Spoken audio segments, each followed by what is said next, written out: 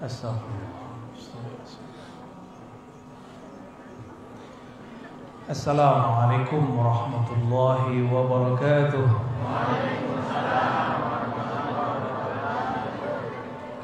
Alhamdulillahilladzi ja'alana min ummati sayyidina Muhammad sallallahu alaihi wasallam. Walhamdulillah thumma alhamdulillah alladzi abrazana fi akhir az-zaman. Asyhadu an la ilaha illallah wa asyhadu anna Muhammadan abduhu wa rasuluh. Allahumma salli wa sallim wa barik ala sayyidil wujud sayyidil qaunain wa ala alihi wa ashabihi wa li baitihi wa dzurriyyatihi ajma'in.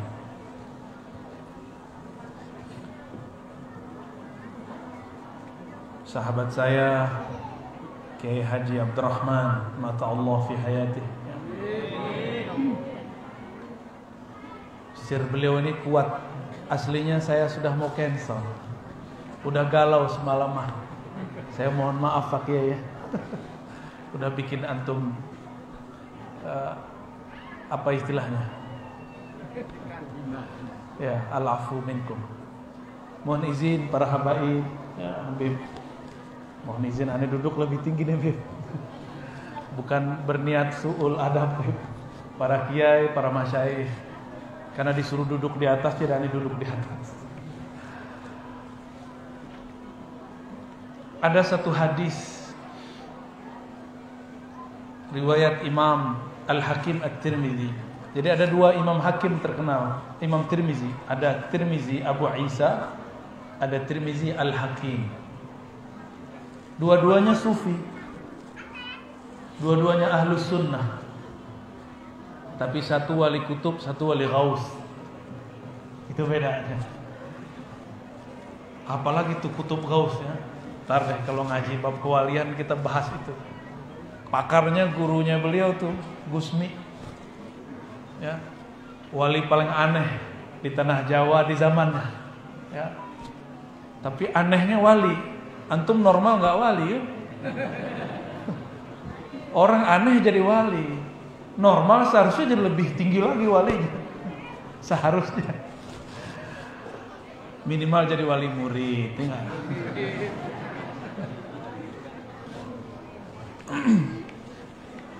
Apa hadisnya? Ma'u'tiyat ummatun minal yaqin afdala ma'u'tiyat ummati. Tiadalah umat yang diberikan kesempurnaan yakin melebihi keyakinan yang diberikan kepada umatku Nabi Muhammad sallallahu alaihi wasallam. Nabi lagi ngomongin kita nih. Tidak ada umat di masa terdahulu betul-betul meyakininya secara utuh bahwa Nabi Muhammad itu Rasulullah, itu seperti Nabi punya umat kita ini. Nggak ada.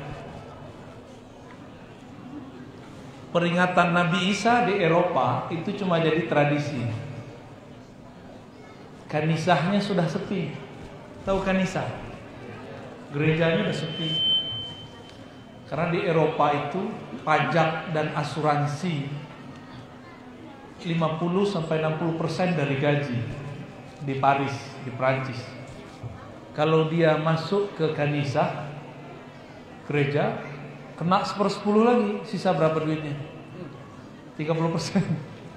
Sepi, bangunannya bagus-bagus, tapi sepi. Masjid-masjid kita paling ramai cuma zakat fitrah. Bener gak? Zakat fitrah cuma berapa? 50.000, 70.000. Makanya masjid-masjid ramai. Alhamdulillah. Karena umat masuk masjid tidak merasa diperolotin.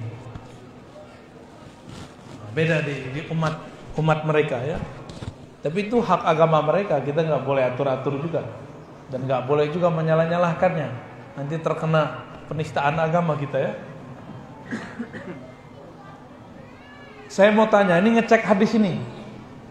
Ini jamaah yakin nggak Rasulullah itu ada? Beneran? Nabi Isa punya pengikut cuma 12, satunya khianat. Yang sekarang itu pengikut Yesus, bukan pengikut Isa. Itu beda loh ya.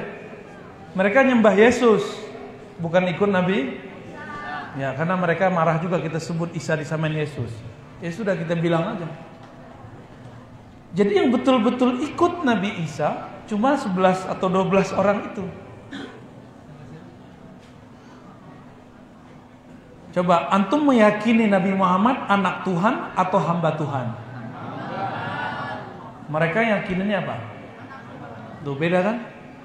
Nah, keyakinan ini bertahan sangat kuat. Di dunia tiada kubur Nabi yang pasti kecuali kubur Nabi Muhammad sallallahu alaihi wasallam. Makanya umat ini mau ziarah jelas. Kalau mau ziarah ke Nabi Isa kemana? Naik dulu kita ke langit kedua. Ada yang bisa naik ke langit kedua? Nabi Muhammad ketemu Nabi Isa di mana? Di langit kedua. Gimana cara naiknya? Ada caranya. Itu nggak perlu pakai pesawat Garuda, Batik, nggak perlu ya. Nggak perlu, langsung ada caranya. Mau ngantuk naik, tapi nggak turun-turun gimana? Masalahnya nggak turun-turun nanti ya. Baik.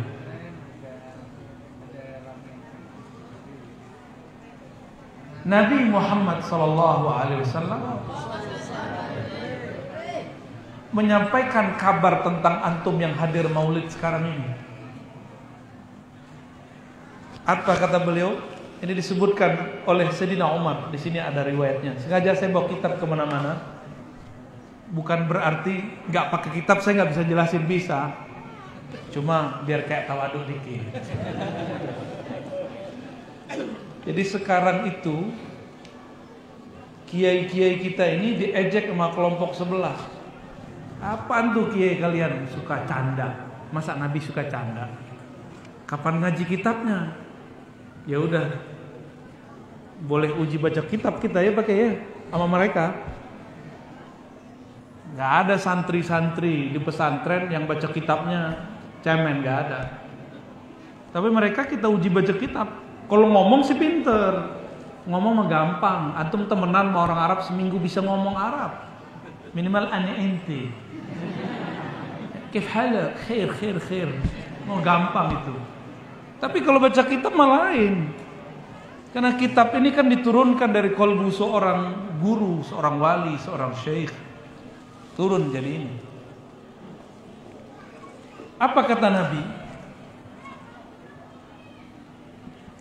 Aku rindu bertemu saudara-saudaraku. Wadittu. Saya menerjemahkan wadittu mawaddah. Itu syauq. Rindu.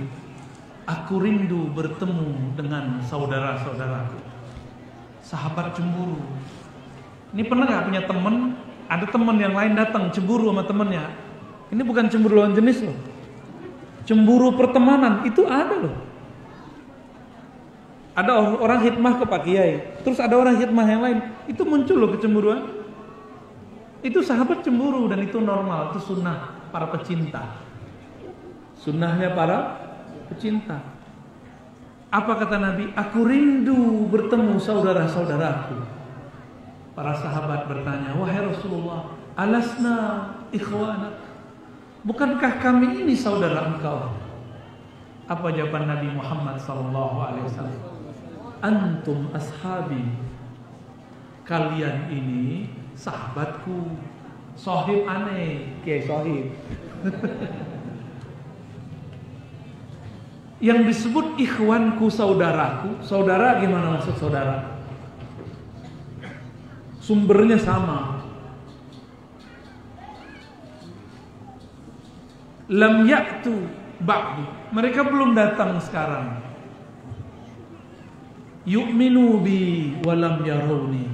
Mereka percaya kepadaku, tapi mereka belum pernah bertemu aku. Ada yang udah ketemu Nabi Muhammad sini? Atau Nabi Ahmad Musodek udah? Itu prestasi orang Jakarta tuh. Ya. Orang Depok, tapi Betawi. Betawi Sunda atau Betawi? Betawi. Tuh kan prestasi kan orang Betawi. Atu-atunya Nabi di Betawi itu namanya An-Nabi PA Ahmad Shadiq. PA alaihi salam. Hebat ya.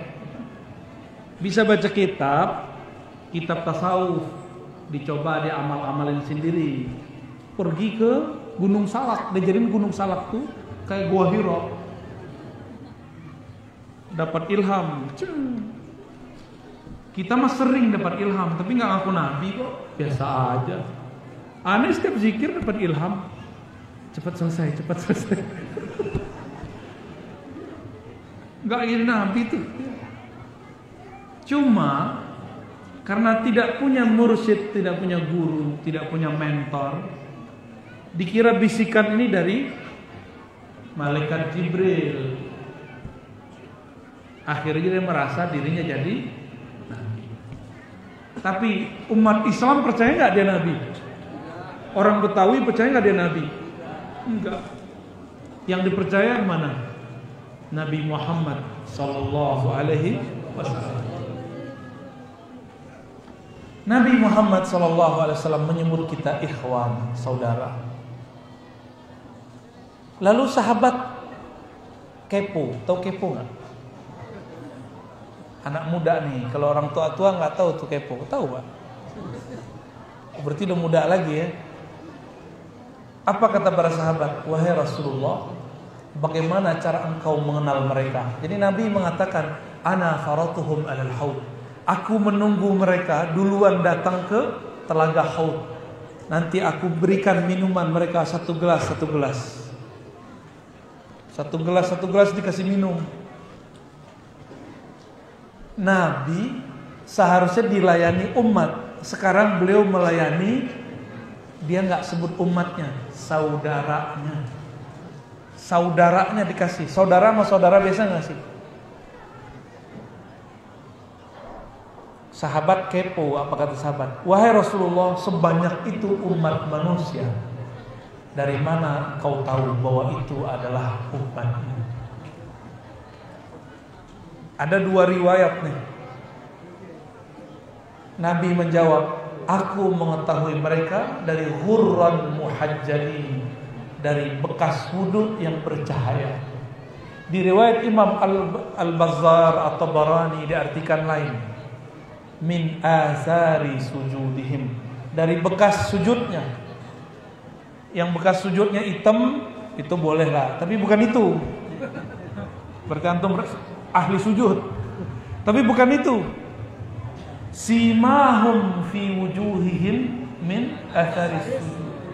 Itu cahaya sujudnya terlihat oleh Rasulullah meskipun dari penjuru negeri, dari penjuru pelosok. Nabi panggil itu orang.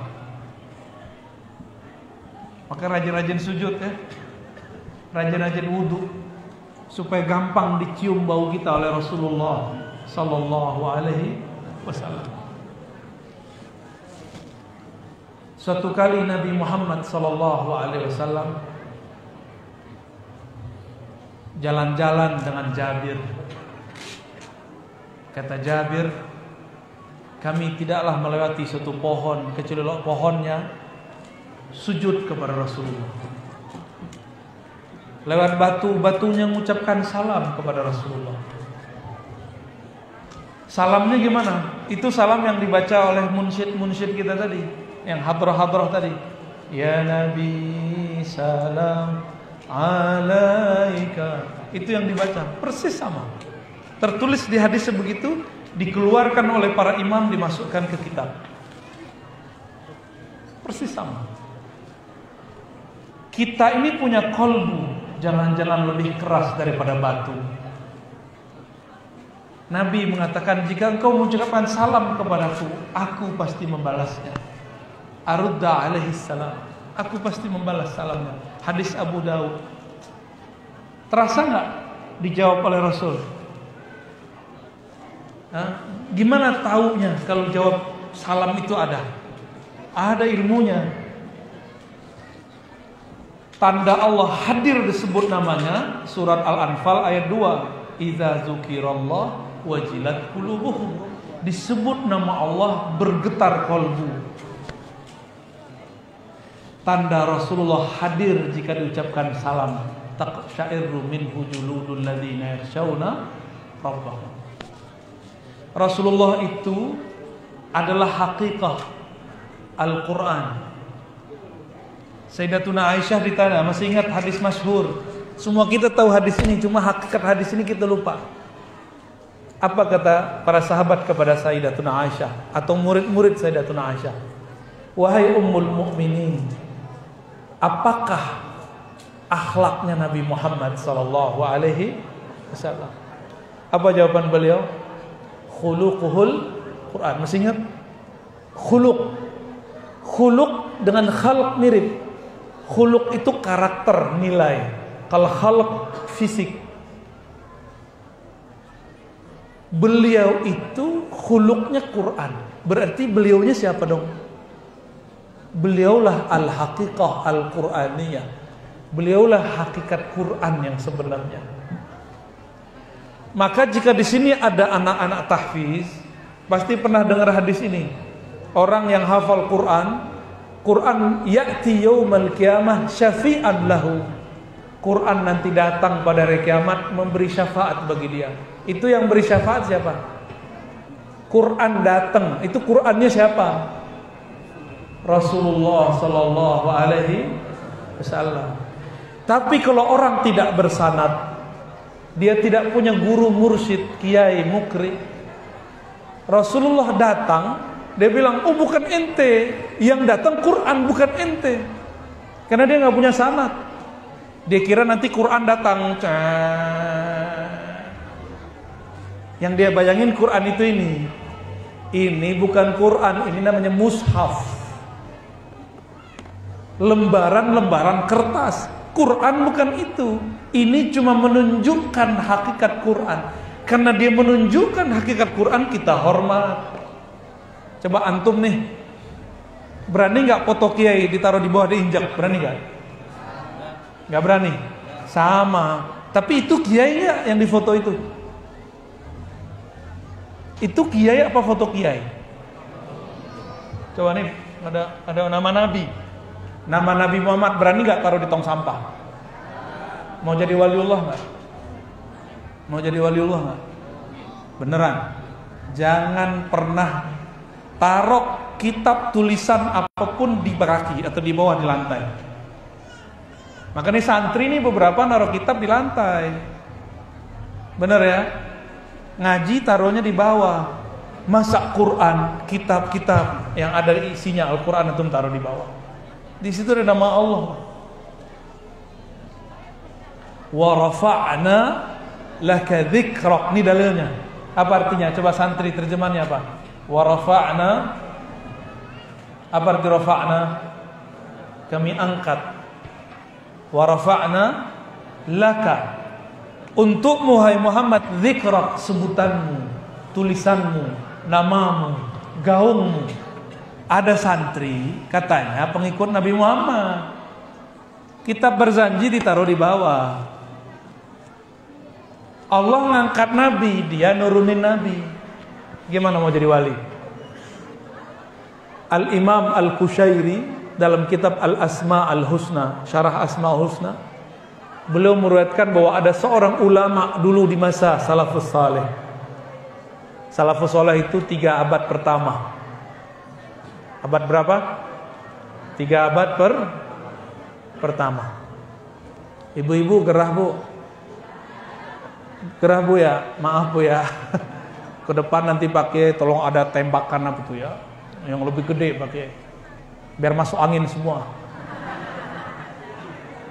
Pulang-pulang dikerokin sama suaminya ntar.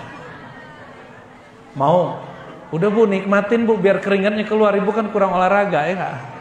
Berkeringatnya keluar, pulang-pulang tinggal mandi lagi ya kan.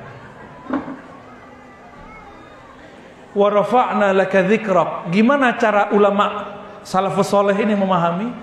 Dia lagi jalan, tiba-tiba di tong sampah yang sangat gede, di situ ada kaligrafi dibuang, Dilihat nama Allah, bergetar badannya, merinding, bulu romanya merinding.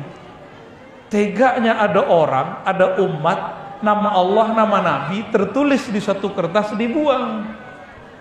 Langsung dia ambil, nggak sempat dia cuci, dia makan itu kertas, dia kunyah-kunyah. Ampun ya Allah, ampun ya Allah, ampun ya Allah. Kami su'ul Adam, ampunkan umat ya Allah. Seharusnya ada bala mau turun ke negeri itu, nggak jadi turun. Karena dia minta ampun, nama Allah diselamatin. Itu nama Allah dikunyah, dari kertas dikunyah, dimasukin ke perut, diancur-ancurin dulu di mulutnya. Dia menangis saat itu, bergetar dia. Di saat itulah nama Allah, iza zukirallah wajilat qulubuhum, disebut-sebut nama Allah, kolbunya bergetar. Dia bergetar kecapean, nyampe di rumah dia ketiduran. Malam-malam antara tidur dan jaga, Allah bertajalli dalam mimpinya. Apa kata Allah? Wahai hambaku, karena engkau menghormati namaku, maka aku angkat engkau jadi kekasihku. Ya. Marhaban, marhaban.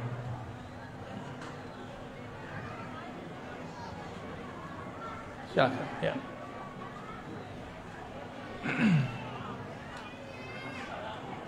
Assalamualaikum warahmatullahi.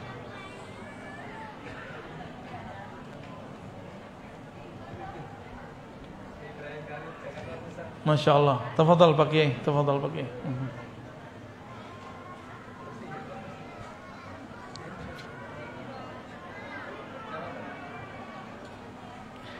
Oke, kita lanjut ya.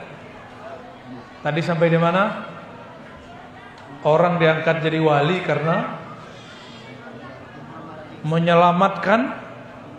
Nah, ini santri-santri habis nulis bismillah, kertasnya dirobek, dibuang ke tong sampah. Jadi wali Allah atau jadi wali setan? Nih, ini ciri-ciri wali setan itu nggak pernah hormat kepada nama Allah. Nanti antum akan ketemu silat di akhir zaman, silatnya Dajjal. Serius. Itu dia kalau ngelangkah, langkahnya membuat nama Allah. Orang yang gak paham dikira itu hebat, tapi dia buat nama Allah pakai apa? Kaki. Sopan gak? Dikira wali, padahal wali setan. Bukan waliur rahman, tapi walius syaitan. Hati-hati tuh, nanti udah mulai muncul nih silat begini. Saya udah ketemu.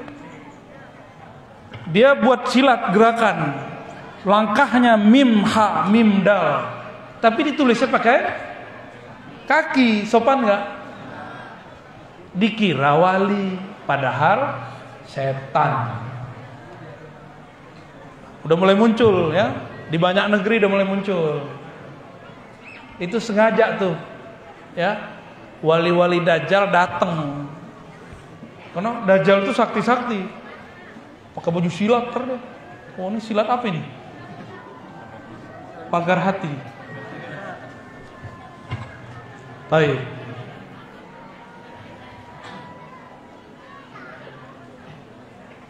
Nabi Muhammad sallallahu alaihi wasallam semakin dihina oleh orang semakin tinggi. Masih ingat kisah Taif? Masih ingat? Nabi Muhammad itu lebih mulia dari Nabi Nuh atau di bawah Nabi Nuh? Lebih mulia. Nabi Nuh kapalnya dirusak oleh umatnya. Marah nggak? Marah. Walaupun udah sabar marah juga. Gimana nggak marah? Ini kan kiai-kiai kayak kita ini, ustadz-ustadz kayak kita ini, gampang tersinggung sama jamaah. Ini hati-hati nih. Kiai kok songong ya, ustadz kok belagu. Nabi Nuh makan hati 900-an tahun. Habis buat kapal diwahyukan Allah, buat kapal. Buat kapalnya di tengah darat, kan bingung orang itu. Jadi nabi-nabi itu dari dulu memang aneh-aneh. Maka antum kalau ketemu wali pasti aneh-aneh. Yang gak dikerjain orang dikerjain sama dia. Jadi wali itu bukan orang biasa-biasa, emang aneh-aneh orangnya. 900 tahun berdakwah, gak punya murid. kecuali sedikit sekali, bisa dihitung pakai jari. Kita baru sehari 2 hari tersinggung nyapa alami ya, nggak mau datang lagi kita. Susah, kita nggak dihargai di sono, gitu. Pak Kiai nggak mau lagi datang ceramah ke tempat yang kita nggak dihargai. Kita tersinggung, bener nggak? Banyak, termasuk aneh. Sama semua orang begitu. Karena kita manusia biasa. Nabi Nuh bertahan 900-an tahun, tapi jebol juga pertahanannya. Akhirnya beliau mengatakan, ya Allah, di surat Nuh, jika engkau biarkan mereka hidup, mereka pun akan melahirkan keturunan yang kafir. Inilah sebenarnya salah, tapi bukan salah gitu. Keturunan mereka kan belum lahir, kok udah dipastiin pasti kafir. Itu sebenarnya Nabi ini kalau untuk ukuran orang awam nggak dosa, tapi untuk ukuran Nabi itu keliru. Keturunannya belum lahir, tapi Nabi Nuh ngomong jika mereka lahir, keturunan mereka muncul, pasti kafir kayak mereka. Baca surat Nuh. Ini sebenarnya sir. Bukan Nabi Nuh doa hancurkan umatku, itu biasa, tapi adalah su'uzonnya. Makanya Nabi Nuh merasa tidak berhak untuk memberi syafaat karena dia pernah su'uzon. Kalau menghancurkan umat wajar, udah 900 tahun. Ini belum lahir dia sudah katakan, ya Rabb, kalau lahir keturunan mereka pasti kufur kayak mereka. Nabi Muhammad tidak mau ulangi kesalahan itu. Umur beliau belum 60 tahun, tapi tuanya lebih tua daripada orang yang berumur 900 tahun. Apa kata Nabi Muhammad waktu dilempar orang Taif? Ya Rabb, fa innahum la ya'lamun. Mereka tidak mengerti siapa aku. Tolong jadikan keturunan mereka yang mengerti siapa aku, beriman kepadaku. Mana yang lebih tua? Nabi Muhammad sallallahu alaihi. Nanti antum saksiin ya, kalau kita beruntung masuk surga, nanti akan ada orang nanya, ya Nuh, ya Nabi Allah Nuh, ente lebih tua atau Muhammad? Nanti ada yang nanya antar. Nabi Nuh jawabnya kira-kira gimana antar? Nabi Nuh akan jawab, kalau tua muncul nongol brojol di bumi aneh. Tapi yang tua secara ruhani, no, Nabi Muhammad sallallahu alaihi wasallam. Makanya Nabi Muhammad mengatakan, nahnu sabiqunal akhirun. Kita ini pertama disebut oleh Allah, tapi terakhir dimunculkan. Pertama masuk surga, tapi terakhir diutus di dunia. Sabikun ini boleh kita artikan lebih dulu, lebih tua. Jadi muka-muka begini nih, muka-muka standar nih, ini lebih tua nih secara hakikat. Serius. Antum saksikan nanti. Jadi di surga itu majelisnya para nabi, bukan makan-makan, kawin-kawin. Mereka sibuk ngomongin Allah, Ahmad, Muhammad. Itu aja bahasannya. Supaya naik pangkat terus. Karena di surga sudah nggak ada sholat. Yang ada di surga apa? Wujuhu yawma idzin nadirah ila rabbiha nazirah. Enggak apal enggak masuk surga ntar. Masuk surga enggak dapat isinya ntar. Minimal tahu ya ayat ini. Pada hari itu wajah-wajah berseri, kepada Rabb-nya mereka memandang. Ada orang sudah ketemu dengan wali, tapi dia nggak tahu bahwa ini wali. Udah sering sehari-hari, tapi karena nggak pernah kenal ciri-ciri wali, maka dia ketemu dia cuek-cuek aja. Abu Jahal, Abu Lahab masih keluarga Nabi. Bahkan Nabi itu ponakannya. Tapi mereka nggak ngerti ini Muhammad Rasulullah atau Muhammad bin Abdullah. Muhammad anak adekku atau Muhammad Rasul, nggak ngerti. Akhirnya itu si abu-abu itu imannya juga abu-abu. Ya, nggak percaya kalau ponakannya ini seorang Rasulullah, yang dilihat fisiknya. Nanti antum saksikan nanti kalau masuk surga ya. Semoga kita masuk surga, amin. Bihaqqi Sayyidina Muhammad sallallahu alaihi wasallam. Itulah tawassul paling mulia. Tawassul dengan haknya Nabi Muhammad sallallahu alaihi wasallam. Orang-orang yang bertawassul menyebut Nabi Muhammad hari ini, saat ini sampai akhir zaman, mereka akan dijemput oleh Rasulullah sallallahu alaihi wasallam. Sebut nama beliau karena kunci surga ada di beliau. Di surga ada 4 sungai. Sungai air mineral. Ada sungai madu. Bukan sungai madu, Bu, sungai madu. Yang ketiga sungai susu. Yang keempat sungai khamar. Nabi pernah diizinkan di dunia untuk mengeluarkan yang pertama sama yang ketiga dari tangannya. Tangan beliau itulah kunci surga. Sekarang antum udah lihat nggak? Masuk ke kantor pakai fingerprint. Bener? Yang bisa fingerprint, yang bisa membuka pintu surga hanya telapak tangan beliau sallallahu alaihi wasallam. Jempol milik beliau. Yang 4 ini buat kita semua nih. Ini belum pernah dibuka selama pun oleh siapapun sebelumnya. Kita bahas karena ane menghormati beliau nih, murid Gusmi. Nabi sallallahu alaihi wasallam mengatakan, hatta Ibrahim, kata beliau, itu butuh syafaatku. Anal Fatih. Nabi ngomong apa? Akulah sang Al-Fatih, pembuka. Sorga itu kalau tangan Nabi nggak ditempelin nggak kebuka. Coba masuk parkiran sekarang pakai tempel nggak? Nah, sakti kan sekarang antum. Zet, kebuka. Itu kalau umat Nabi Musa datang itu norak tuh, dia foto-foto tuh. Ini kok bisa ya? Nah, fingerprintnya Rasulullah itu. Ketika Rasulullah SAW hijrah dari Mekah ke Madinah, beliau kehabisan air minum. Butuh energi, nggak cukup air putih. Nah, ini sunnah nih. Kalau jalan jauh, sedia air putih, sedia susu. Ini dalilnya. Sampai di satu kampung ada ibu-ibu sedang mengurusi hewan ternaknya, kambingnya, tapi kambing perah. Apa kata Nabi SAW? Abu Bakar bilang ke mak-mak itu, kita mau ambil, mau pinjam kambing yang gak ada susunya, yang paling kurus. No, yang di belakang tuh yang dibuang-buang. Datanglah Abu Bakar, diizinkanlah oleh si ibu itu, mau ambil aja. Itu kambing udah gak dipakai. Akhirnya Nabi ambil, Nabi pijit-pijit, dielus-elus. Ternyata kambing itu butuh perhatian juga ya.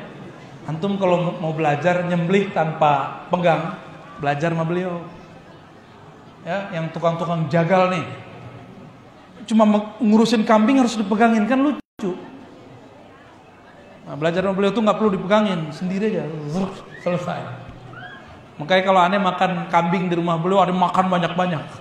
Karena beda, kambing kalau cara nyembelihnya oke, itu di dagingnya nggak ada amis-amisnya, bener nggak? Oh itu ada caranya, ada sirnya tuh. Ya, minta ilmunya, ijazahnya ke beliau ntar. Biar repot tar buat daurah jagal.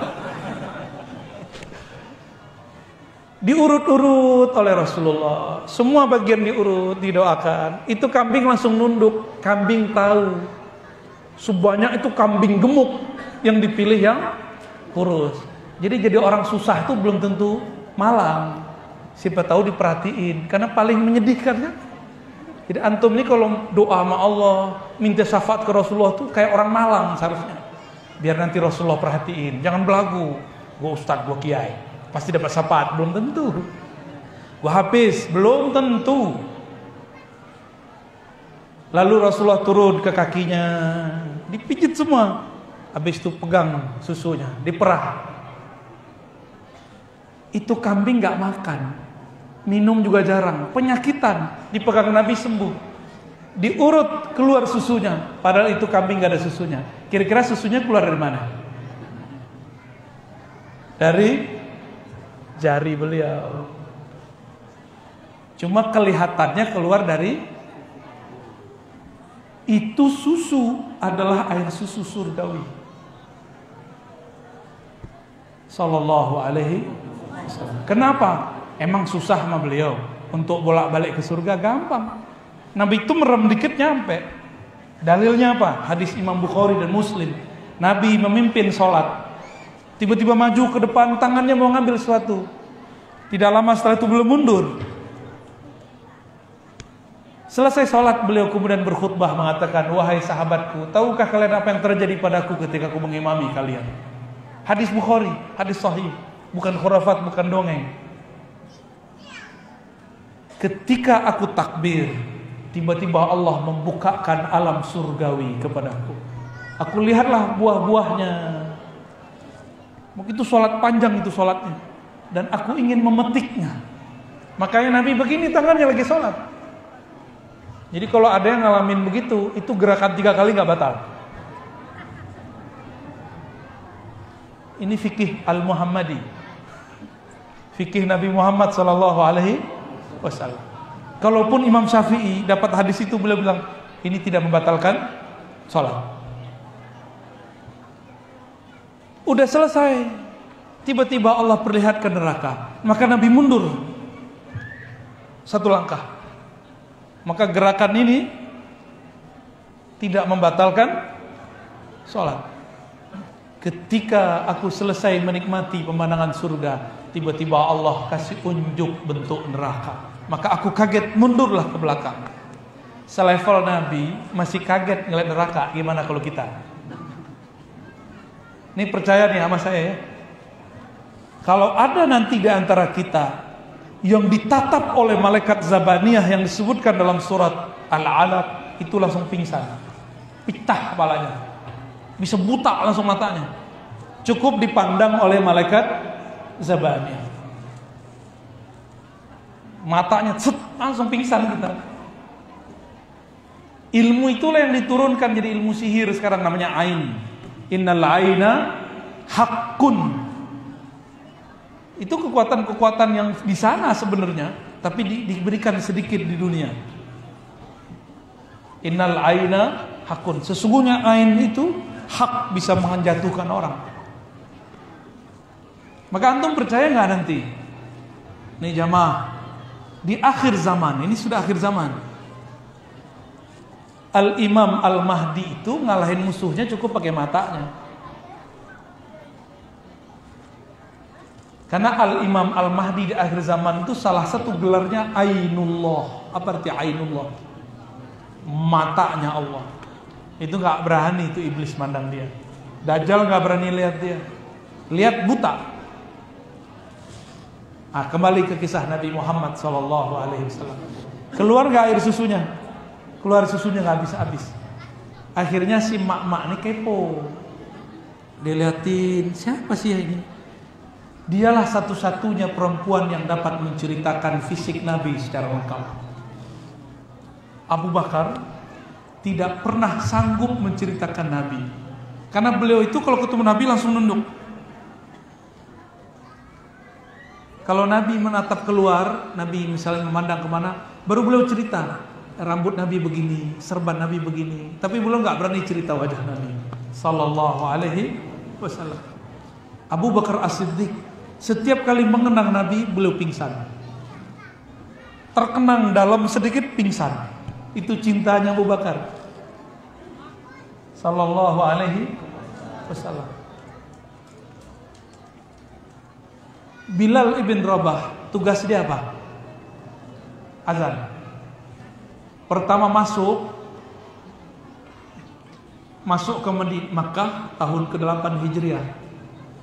Dulu masih ada tangga untuk naik, dan itu jelas tangganya untuk naik Ka'bah. Fathu Mekah tahun ke-8, Nabi mengislamkan orang Mekah, mengislamikan Mekah, menurunkan semua berhala. Maka ditandakan dengan berdirinya Bilal di atas Ka'bah, lalu azan di sana. Ngomonglah orang yang baru masuk Islam tapi jahiliyah belum hilang dari dirinya. Ya Allah, beruntung babe gua. mati nggak ngelihat beginian. Masa ada orang hitam naik ke Ka'bah? Itu ngomongnya. Ada nggak di Barzanji? Ada ya? Ada di Barzanji. Itu semuanya protes. Orang Mekah yang mantan-mantan kafir Quraisy ini kemudian masuk Islam. Mereka protes. Masa orang hitam naik?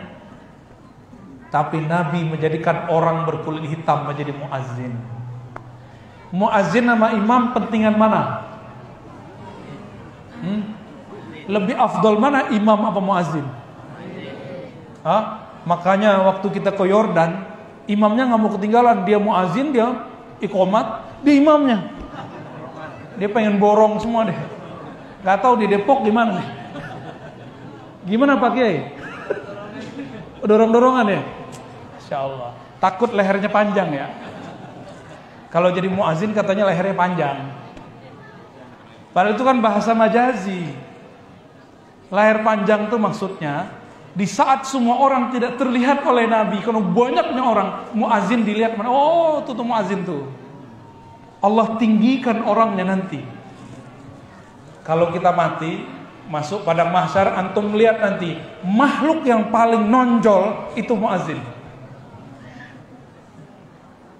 Paling viral di YouTube-nya padang mahsyar. Paling viral itu. Yang bersaksi, yang follower dia bukan hanya manusia. Ada hewan, ada batu. Apa kata batu? Muazin. Semuanya manggil dia. Sallallahu alaihi wasallam. Suatu kali Sayyidina Bilal diminta azan di Damaskus oleh sahabat mulia Abu Dzar, Abu Darda dan sahabat-sahabat lain. Beliau mulailah azan. Waktu itu hadir para sahabat, ini reuni. Makanya sunnah murid-murid itu buat reuni kalau punya guru yang sama, bukan untuk CLBK, bukan. Tapi untuk mengenang Rasulullah sallallahu alaihi wasallam. Maulid begini, itulah dalilnya. Mereka ngumpul-ngumpul untuk mengenang Rasulullah sallallahu alaihi. Sampailah kenangan mereka kepada bab azan. Pas masuk waktu sholat, diperintahkanlah oleh Abu Dzar, Abu Darda, Bilal menjadi muazzin. Apa yang terjadi? Allahu Akbar, getar semua, nangis semua. Allahu Akbar, bergetar, menangis semua. Ketika asyhadu alla ilallah masih lantang, masih kuat. Sampai di asyhadu anna Muhammadar Rasulullah. Baru sampai di suara Rasulullah, Bilal tersungkur, jatuh pingsan. Azan tidak sempurna dibacakan, tapi sudah selesai. Begitu sahabat mengenang Rasulullah sallallahu alaihi wasallam. Ada nggak kita yang begitu? Disebut nama Rasulullah rindu, ada nggak? Dikisahkan tentang Rasulullah ta'zim, ada nggak? Enggak ya. Kalau anak-anak kita biarin, anak-anak berisik, nggak apa-apa. Kalau abun-abun begini, kan bingung kita ngelihatnya. Bapak saudara makan Allah, Nabi Muhammad sallallahu alaihi wasallam mempunyai sahabat. Maka beliau mengatakan berkaitan dengan tema kita, "Sataftariku ummati ala 73 firqah." Umatku akan terpecah jadi 73. Umat terdahulu cuma 72, kita 73. Parahan mana? Ayo, lebih parah yang mana? Jadi antum jadi kiai, jadi ustadz, gak usah sosokan mau nyatuin umat. Udah dari sononya umat ini akan terpecah. Apalagi baru hijrah mau nyatuin ustadz. Mimpi namanya. Ya. Dulu saya bermimpi baru ngaji mau nyatuin ustadz fulan dengan ustadz fulan. Apa yang terjadi? Malah tambah bentrok. Gak bisa. Jadi jangan mimpi umat bersatu. Ini sudah titah dari Allah. Nabi satu kali naik mimbar berdoa, "Ya Rabb, la tahlikil ummati bil ju'." Jangan hancurkan umatku karena lapar. Amin. Turun Jibril mengaminkan. "La tahlik ummati bil gharq." Jangan hancurkan umatku dengan tenggelam. Karena umat terdahulu ada yang mati dengan lapar, mati semua umatnya. Umat kita paling cuma sekelompok orang yang kelaparan. Orang-orang dulu nggak makan 7 hari 7 malam, mati semua. Ada yang tenggelam semua, ditenggelamkan. Tenggelamnya bukan di laut. Masih ingat kaum Sodom? Dibalik sama Allah itu tenggelam. Harun ditelan sama bumi, tenggelam. Itu yang namanya tenggelam, bil gharq. Ditelan oleh bumi, ditelan oleh air. Kalau kita paling cuma ya mendengar berita ada orang tenggelam di laut, saya 1-2 lah. Beritanya nggak banyak, pesawat jatuh hilang. Semoga selamat semua ya, amin. Tapi ketika sampai pada doa yang ketiga, ya Allah, jangan hancurkan umatku dengan perpecahan. Jibril langsung turun tangan. Apakah Nabi Muhammad gak mengerti? Nabi mengerti. Tapi Nabi mencoba untuk berusaha merubah takdirnya. Tapi takdir sudah kering. Ketetapan Allah tidak berubah. Umat ini ditakdirkan berpecah belah.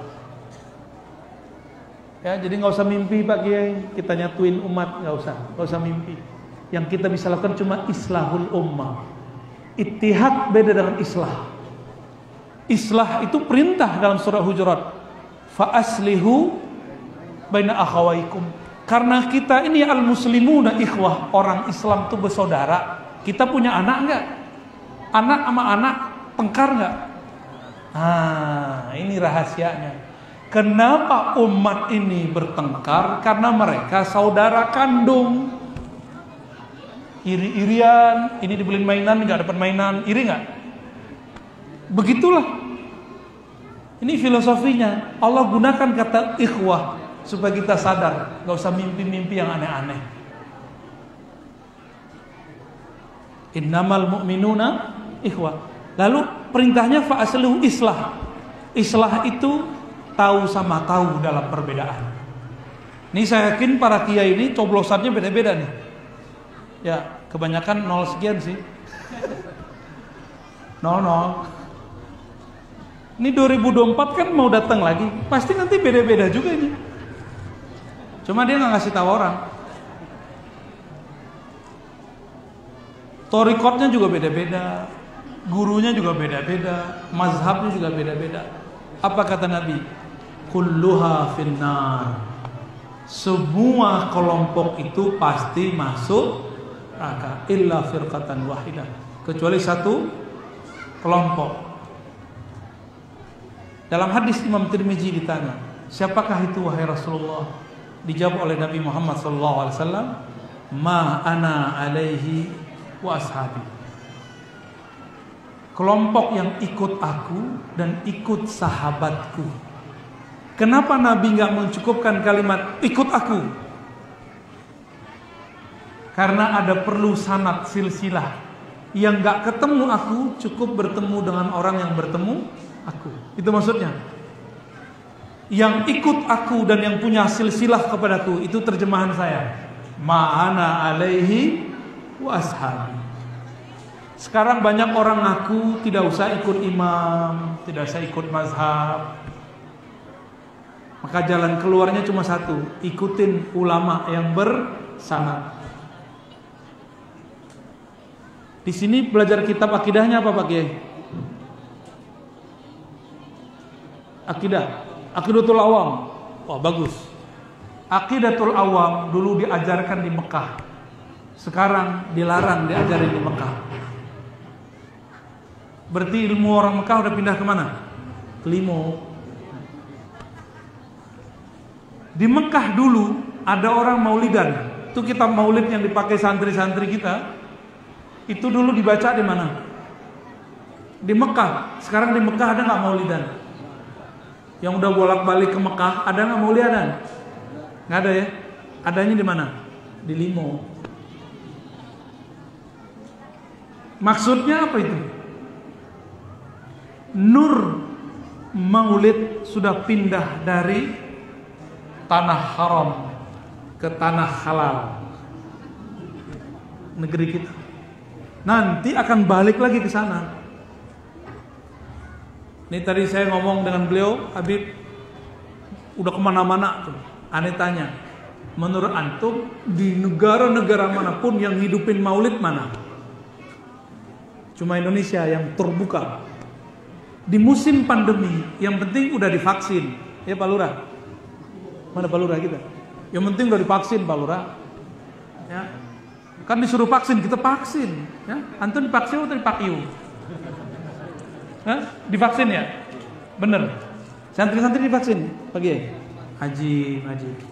Ini dapat Thoriqoh Al-Vaksiniyah. Kurikulumnya 2 kali. Nanti dapat ijazah kebursidan. Namanya Peduli Lindungi. Bid'ah benar. Kita ikutin aja. Tapi Haji, saya baru pulang dari Kalimantan, baru pulang dari Palembang, baru pulang dari Riau, dari Padang, dari Magelang. Itu majelis maulid, itu ramai semua. Ramai semua. Alhamdulillah pejabat-pejabat umarok kita dalam hati dia, gak apa-apa Pak Kiai, yang penting ada itu tuh cuci tangan depan. Gak apa-apa Pak Kiai, yang penting semuanya udah divaksin, udah.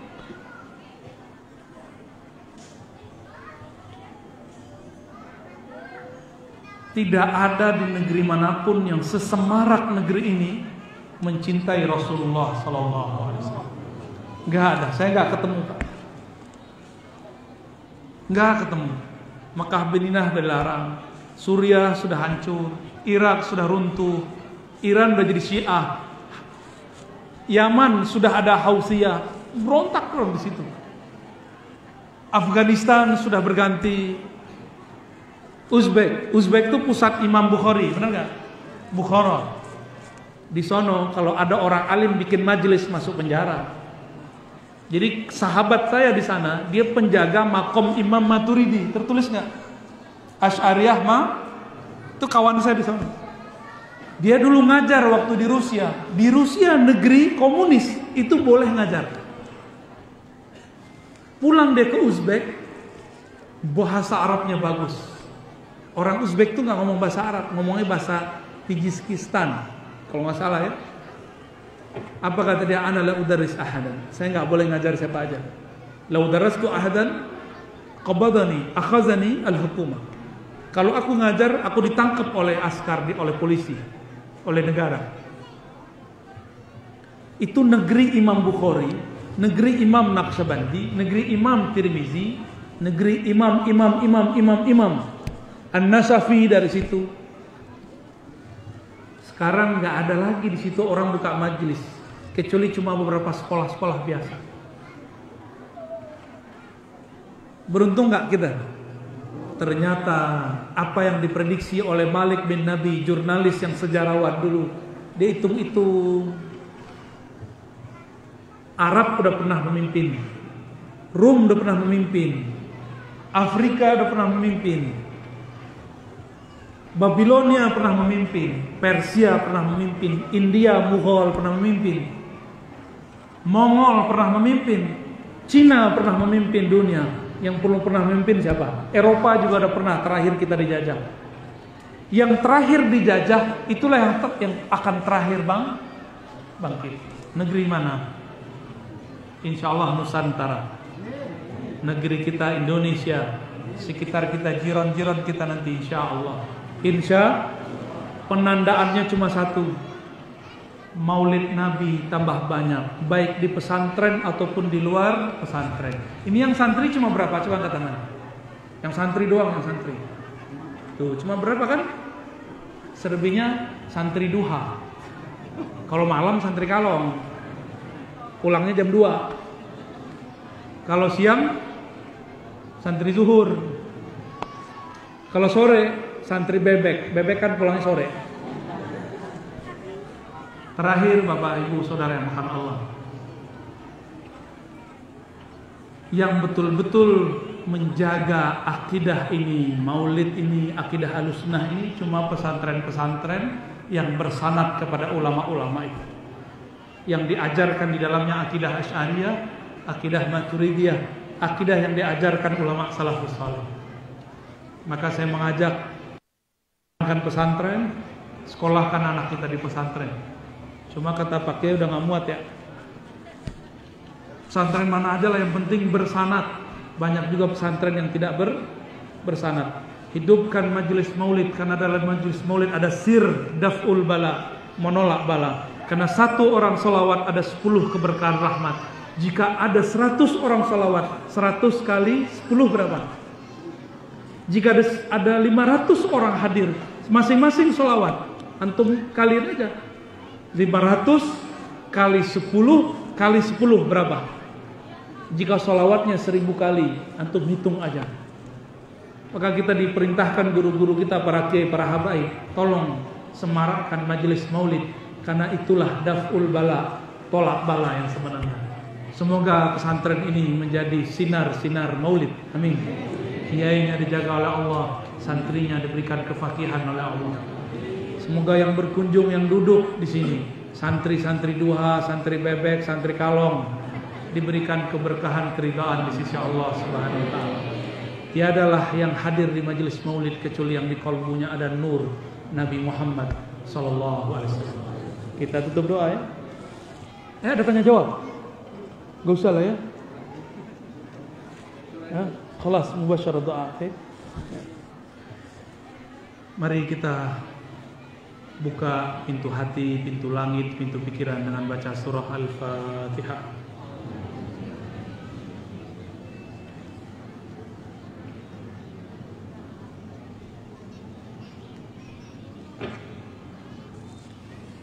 Allahumma bihaqqil Fatihah. Ya munazzil al-Fatihah ala sayyidina al-Fatih. Iftah qulubana waftah qulubal hadirin. Ya Allah yang menurunkan surat Al-Fatihah, sampaikan salam kami, rindu kami kepada Nabi yang bergerak Al-Fatih, pembuka. Sampaikan salam rindu kami kepada Nabi Muhammad yang diturunkan Al-Fatihah kepadanya. Ya Allah, dengan berkah Fatihah dan Nabi Muhammad Al-Fatih, bukalah qalbu kami yang hadir, bukalah dada kami yang hadir menerima cahaya Nabi, cahaya nur Nabi Muhammad sallallahu alaihi wasallam. Ya Allah, bihaqqil Fatihah faftah abwabas sama. Ya Allah, dengan berkah Fatihah bukalah pintu langit, bukalah pintu langit pertama, kedua, ketiga, ketujuh semuanya. Ya Allah, terimalah doa kami, jawablah semua keluhan-keluhan kami. Allahumma ya Rahman ya Rahim ya Karim. Wahai yang Rahman ya Rahim, yang Maha Penyayang, yang kata sayangnya diulang berkali-kali di dalam Al-Quran. Tentu semua itu karena Engkau sangat sayang kepada kami ya Allah. Kami ini banyak dosa ya Allah. Dosa mata kami sangat banyak ya Allah. Dosa telinga kami sangat banyak ya Allah. Dosa lidah kami sangat banyak ya Allah. Dosa tangan kaki kami sangat banyak ya Allah. Dosa perut kami sangat banyak ya Allah. Dosa kemaluan kami sangat banyak ya Allah. Dosa satu suap tidak menyebut nama Engkau ya Allah.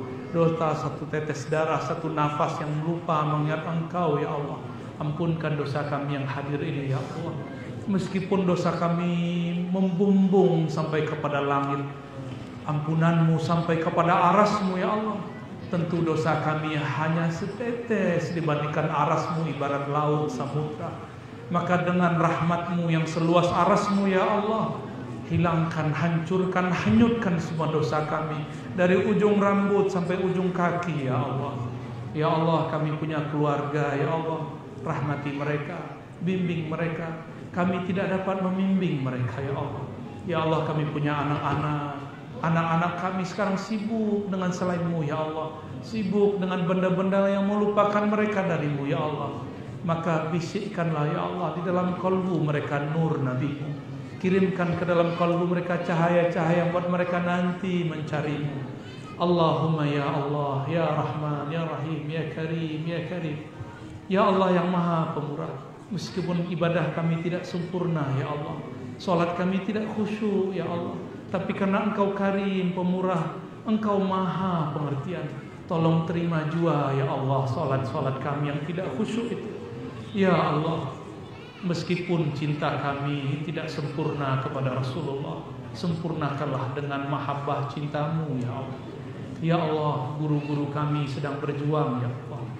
Zuriat-zuriat Engkau sedang dicaci maki, ya Allah. Mereka sedang berjuang menaikkan, meninggikan nama-Namamu, ya Allah. Ya Allah, kami memohon kepada Engkau, jagalah mereka, ya Allah. Santri-santri kami sedang mempelajari nama-Namamu, ya Allah. Nama nabi-Mu, ya Allah. Hukum-hukum syariat-Mu, ya Allah. Sehatkan mereka, kuatkan mereka, istiqomahkan mereka, jadikan mereka pejuang-pejuang ulama-ulama di akhir zaman yang menyuarakan kebenaran. Ya Allah, kami yang hadir, kami bukan ulama, kami bukan ustaz, kami baca kitab pun tidak bisa, ya Allah. Baca Quran pun mungkin belum lancar, ya Allah. Tapi saksikan, ya Allah, kami sangat cinta kepada Nabi-Mu, ya Allah. Saksikan, ya Allah. Qulu, katakan, ya Allah, kami sangat cinta kepada kekasih baginda Nabi Muhammad sallallahu alaihi wasallam. Kami kurang adab kepada beliau, kurang cinta, kurang setia kepada beliau. Beliau mau wafat pun tidak menyebut namamu, ya Allah, tapi menyebut kami, ummati, ummati. Tapi kami ketika senang, ketika susah tidak sebut namanya, ya Allah. Sungguh buruk adab kami kepadanya, ya Allah. Disebut namanya kami tidak berselawat, ya Allah. Maka kami meminta dengan kerendahan jiwa kami, ya Allah, kehinaan diri kami, ya Allah, sampaikan salam maaf kami kepada beliau baginda Nabi Muhammad sallallahu alaihi wasallam. Assalatu wassalamu alaika ya sayyidana ya Rasulullah. Assalatu wassalamu alaika ya habibana ya Rasulullah. Salam atas Engkau wahai baginda Nabi Muhammad sallallahu alaihi wasallam. Salam atas Engkau wahai ayahanda ruhani kami, abar ruh Nabi Muhammad sallallahu alaihi wasallam. Allahumma salli ala ruhi sayyidina Muhammadin fil arwah. Ya Allah, sampaikan salawat dari ruh kami kepada ruh Nabi Muhammad, dari kalbu kami kepada kalbu Nabi Muhammad, dari tubuh kami yang hina ini kepada tubuh mulia Nabi Muhammad.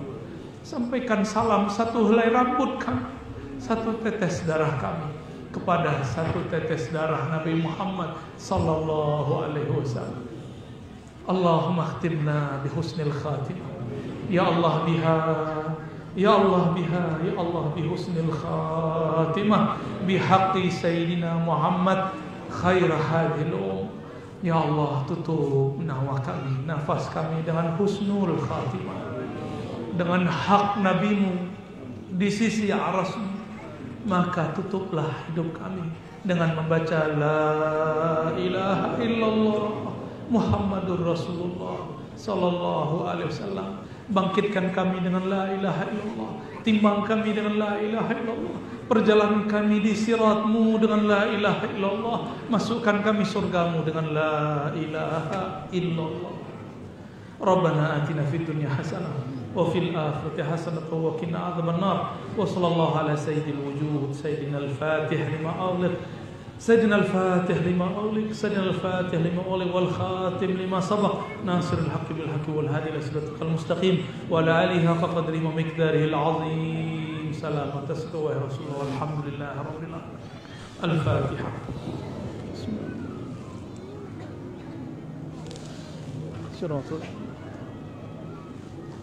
آمين آمين رب العالمين. استجب دعواتنا بسر الفاتحة وبسر صلوات على سيدنا الفاتح وبسر صلوات المصلين وبكل صلاة وبكل سلام وبحق سورة الإخلاص وبحق التهليل والتحميد والتحميد وبحق كل ذكر وصلاة وبحق كل عبادة يا معبود يا معبود. وصلى الله على سيدنا محمد والحمد لله رب العالمين.